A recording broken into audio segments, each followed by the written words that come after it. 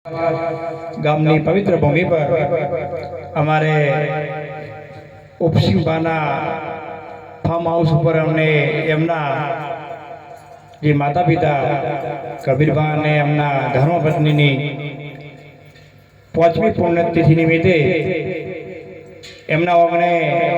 એમના પરિવારે એક સરસ એવું આયોજન કરી અને એમના નામના ગુણગાન ગાવા માટે થઈ અને આપણને સૌને એકત્ર કર્યા છે, એટલે માટે ખૂબ ખૂબ ધન્યવાદ. અને વ્યાસ ઉપર દરેક મહાપુરુષ સંતોને મારા જય ગુરુ મહારાજ. ખરેખર આ એક ભાગશાળી જીવાત્મા હોય એમની પાછળ જ આ એક ભજન કીર્તન પરમાત્માનું નામ થતું હોય છે, અને સંસ્કારી દીકરા હોય એ એમની પાછળ જ આવા ગુણગાન ગવરાવતા હોય છે. નકે ઘણાને મા બાપ તો એને દેશ ઉડી જતા હોય પણ એના દીકરાને તારીખ જ યાદ ના હોય, પણ એક ભાગશાળી જીવાતમાં હોય એમની પાછળ આવા સત્સંગ અને મહાપુરુષોને બોલાવતા હોય. મહાપુરુષે આપણને એક જ ટકોર કરે છે કે આ મનુષ્ય દેહ મળ્યો છે એ ફરીથી મળવાનો નથી, એ વારંવાર મળવાનો નથી. પહેલી વખત કહો કે છેલ્લી વખત કહો, માટે આ મનુષ્ય દેહનો જે મરમ છે એ સમજી અને આપણે જે આપણું આ શરીર માતા પિતાના કર્મથી મળેલું છે એ આ પોતત્વનું દેહ, એમાં 4 પિતાના અને 4 માતાના, એનો 8નો બન્યો 88.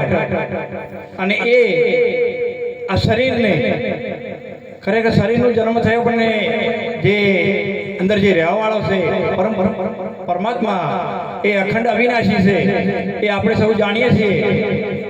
પણ જો પરમાત્માનું ભજન કરવા માટે થઈ અને આવા સદગુરુના સાનિધ્યમાં આપણે જ્યાં સુધી ચરણોના સ્વીકારીએ ત્યાં સુધી આપણા જીવનમાં એક અધૂરું જીવન કહેવાય છે. મહાપુરુષોને કહેવું છે કે આ ભારતની ભૂમિ છે, સંતોની ભૂમિ છે, અને એમાંય આપણને આ જો જન્મ મળ્યો હોય, મનુષ્ય અવતારનો જન્મ મળ્યો હોય, આમ તો મહાપુરુષો કે દેવોથી પણ દુર્લભ છે અને આપણને આ મનુષ્ય અવતાર મળી ચૂક્યો છે. એટલે આપણા મા બાપની સેવા કરવી, આવા ગુરુ મહારાજના સાનિધ્યમાં જવું, સંતોના નજીકમાં રહેવું અને વડીલોને માન આપવું એ આપણી આ ફરજમાં આવે. અને એ ફરજને આધીન રહી અને આપણે જીવન જીવીએ તો આપણને એક ઉત્સાહ અને એક સંસ્કારી આપણે બનીએ છીએ અને આપણા પરિવાર પણ સંસ્કારી બનીએ છીએ. પણ જો આવા મહાપુરુષ સંતોના કે ગુરુ મહારાજના વચનમાં જો ના રહીએ અને એના વચનનો વિશ્વાસ ના કરીએ, એમના બોલ્યા ફેરે આપણને પ્રતીત ના હોય તો ખરેખર આપણે ક્યાં ગયા હતા અને ક્યાં નહીં અને શું લાયા કઈ નહીં, એ આવું ના બને. કેમ કે આ એક જીવન આપણને મળ્યું છે એ વ્યર્થ ન જાય.